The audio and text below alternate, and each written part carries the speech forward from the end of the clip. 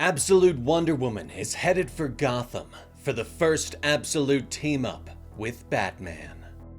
Inside the home of Veronica Cale, overlooking Gateway City, Cale sighs and stands up from her desk. Did you know someone's made some kind of ridiculous chess set with them? I'm looking right at it, she says to the person on the other end of the phone.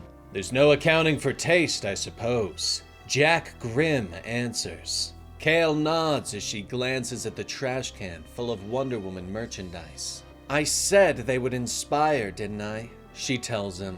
You're right that they're big symbols, but big symbols are big targets.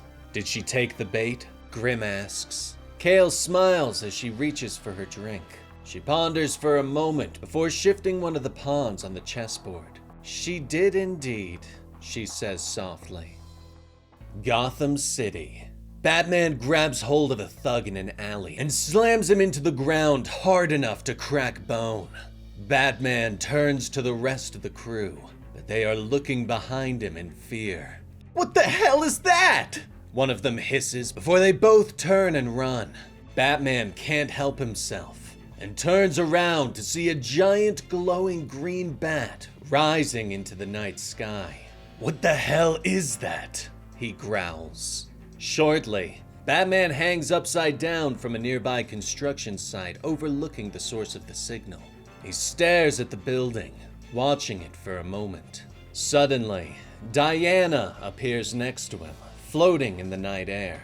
I'd heard you were quiet, but they may need to invent a new word for what you are. It's especially impressive considering your size, she notes. Batman doesn't respond. He unhooks the talons of his cape and descends on the building, landing next to its origin point. This bat symbol is made of magic? He questions. She gently lands next to him and nods. Yes, I didn't want to traipse around your city uninvited, but you are hard to find, she tells him. I'm Diana, she says with a smile. Batman stares at her.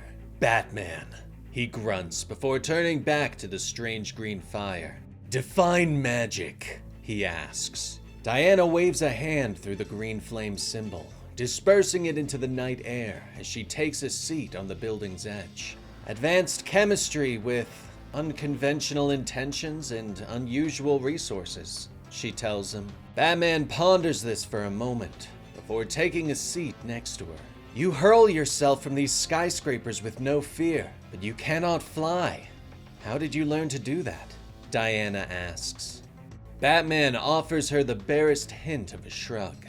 Necessity, he says softly. The two sit in silence for a moment, staring out into the lights of the city. I'm not here by accident. I find I need your aid, she tells him, explaining that she has become aware of 4 murders that were connected by strange symbols on the victim's arms. She motions to the mark of Hecate that marks her own magic arm. A blood version appeared at those crime scenes. Obviously, this is not my city, nor is detective work my strength. Though I have a friend that helps with that kind of thing, she admits. Batman nods as he stands. I saw her with you on the news. Everyone did. You should be more careful with your exposure. You may be a god, but the people around you aren't, he reminds her. Diana shrugs. I'm afraid that bell is rung for me. I cannot now go back into the shadows, she says. Batman stares out at his city. Would you, if you could? He asks softly. Diana thinks on this for a moment. No, I think not. Love is transformative, and I don't know how to show that to people without living it, she says. Batman nods. I think my father would have liked your path, he says softly. But you should know I am no god. Are you? Diana asks. A god? Of course not, Batman says in surprise. Excellent. My mother was sure you were a bat god when we saw you in her scrying pool. We made a bet about it. Diana reaches into her pouch and pulls out a small disc. Oh, I almost forgot. Forgive my manners. I was raised in hell, though that is no excuse, she says as she offers it to him, explaining that it is an enchanted talisman of Hecate. It is a gift, Hospitality is a great deal in Greek culture, she says, explaining that if he touches the disc with his bare hands and demands an audience with Diana of the Wild Isle, she will come to his aid. It's powerful magic, mine, my mother's, and that of Hecate herself, she tells him. Batman stares at it for a moment before slipping it into his belt. Thank you, he whispers. Finally, the two are ready. Would you mind escorting me to the most recent crime scene so I may examine it? She asks. Shortly, the two are moving through the city. Batman on his motorcycle, while Diana flies a few feet from the ground. It doesn't take them long to move several miles outside of Gotham City, to a place known as Slaughter Swamp. Finally, they make their way through the forest on foot. This place teems with power. What is its name? Diana questions. Slaughter Swamp. We're not known for subtlety in Gotham, Batman tells her with the barest hint of a smile. Finally, they arrive at the old cabin where the murder took place. They step inside to find the remains of the grisly scene. The walls are covered in blood. Your goddess Hecate likes blood, Batman notes. Diana nods as she moves about the magical symbol and discarded candles. All gods do, as does magic. It's fundamental, though I mostly use my own blood for my magic. It's freely available and powerful, Diana explains as she stoops, her fingers tracing over the dried blood that remains on the floor. Magic was done here, but I don't think it was in honor of Hecate, she says, explaining that the magic was messy, that true disciples of Hecate would have used multiples of threes with the candles and symbols, that this was staged to look like someone was calling on Hecate. The moon itself was also in the wrong place for this type of spell. Batman continues to survey the scene.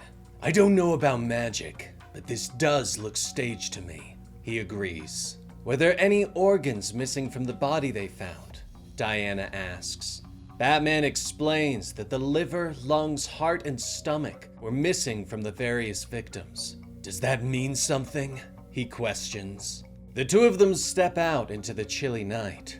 I think someone's trying to build an anthroparian, a magical constructed form, like a homunculus or a golem, a powerful figure that could be remotely controlled. But why the ruse? Why pretend it's Hecate? She ponders. Batman already knows the answer.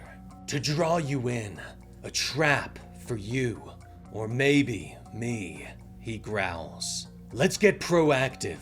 I found something in the case files that point to an abandoned church with a strange clock tower across the swamp. Let's start there, he tells her.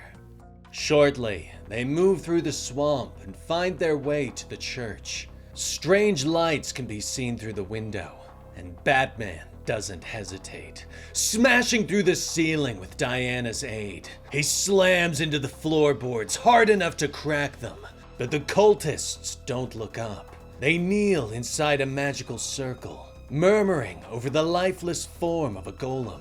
Diana lands softly next to Batman. They're in some kind of altered state. Didn't even blink, Batman tells her. He takes a step forward and crosses the line of magic before Diana can shout a warning, and the heroes are slammed into the ground by the magical energy. Quickly, they struggle to their feet. Diana stares at the golem, but something is wrong.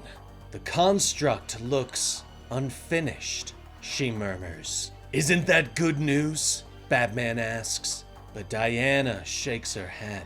Unless they're not trying to build a construct, she says, as her eyes widen in shock as she realizes what's going on.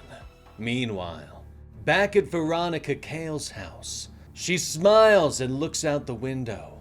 You're the one who gave me the idea, you know, she says to Grimm. There is a pause on the other end of the line. Oh, the thing about the Amazons. The story of their great and miraculous child, the last Amazon. The one some myths claim is made of clay, he asks. Yes, that one. And if she's made of clay, she's nothing more than a fancy golem, Cale notes. Back at the church, the magic begins to work, reaching up and curling around Diana, turning her eyes black. She turns on the Dark Knight. Batman, run! Diana growls as her body becomes not her own. Batman doesn't hesitate. He turns and rushes away. Diana struggles against the magical control, but she knows she will lose. Quickly, she tries to give Batman a fighting chance by deleting her magical arm, hoping this will aid him. Batman reaches the edge of the room and leaps down from the clock tower, his cape unfurling to slow his descent. But he is too slow, and Diana slams into the ground next to him. Diana, can you hear me? This isn't you! Batman shouts. But Diana reaches out and grabs him by the neck, lifting them both back up into the clock tower and throwing him to the floor. Batman whirls, reaching out with his cape talons and pulling himself to safety. Diana turns her blackened eyes upon him.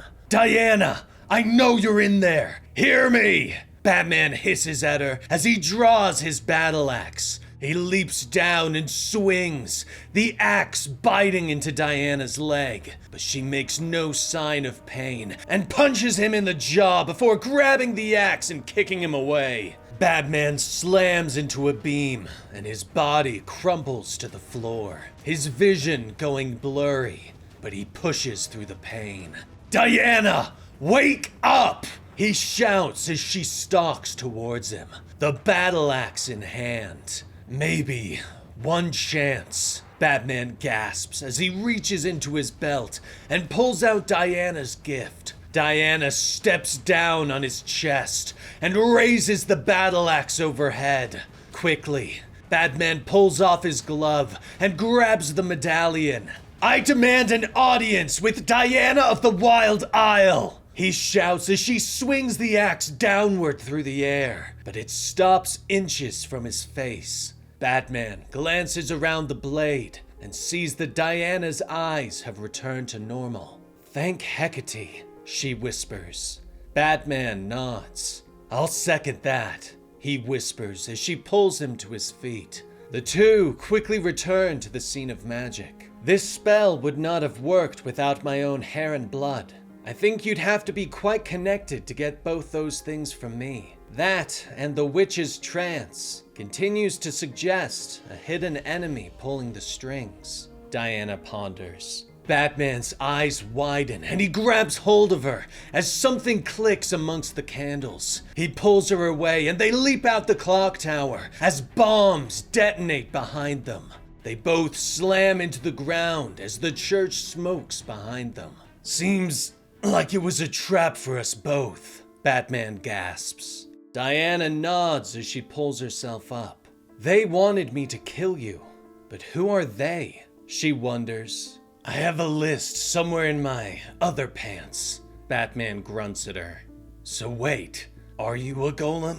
Batman asks. No, but the magical and unconventional nature of my birth have left me open to some attacks I hadn't considered, Diana replies.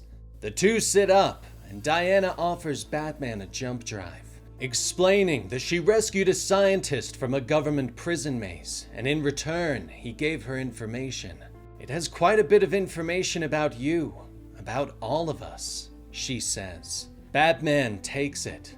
All of us? You mean the Superman? He asks. She nods. I do. And a few more, she says. Suddenly, the sky opens up, and snow begins to drift downward. Diana looks up in wonder. By Hecate, she whispers. Have you never seen snow? Batman asks. Diana shakes her head, catching the snow in her hand. I have seen it in books, and once at a great distance on a mountain, but I have never felt it on my face. What perfect magic it is, she whispers. She looks back to Batman. I think we're going to be great friends, Batman. I think one day you will even tell me your name, she tells him. Batman looks at her for a moment. I suspect you already know it, he whispers. I do, but it's not mine to take. It's yours to give. she tells him. Say it, Batman tells her. She nods and begins to float up into the air. Diana smiles down at him.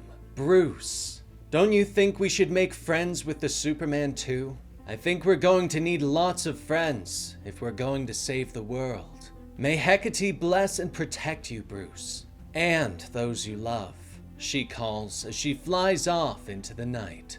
Bruce smiles up at her. Happy holidays, Diana, he whispers. And that was the complete story for Absolute Wonder Woman, issue 15 by Kelly Thompson. The first Absolute team-up that will continue in issue 16 of Absolute Batman. But what did you think? Let me know in the comments below. And like and subscribe to help out the channel. I'm Dan with Comicstorian, and we will see you next time. Rest in peace, Benny.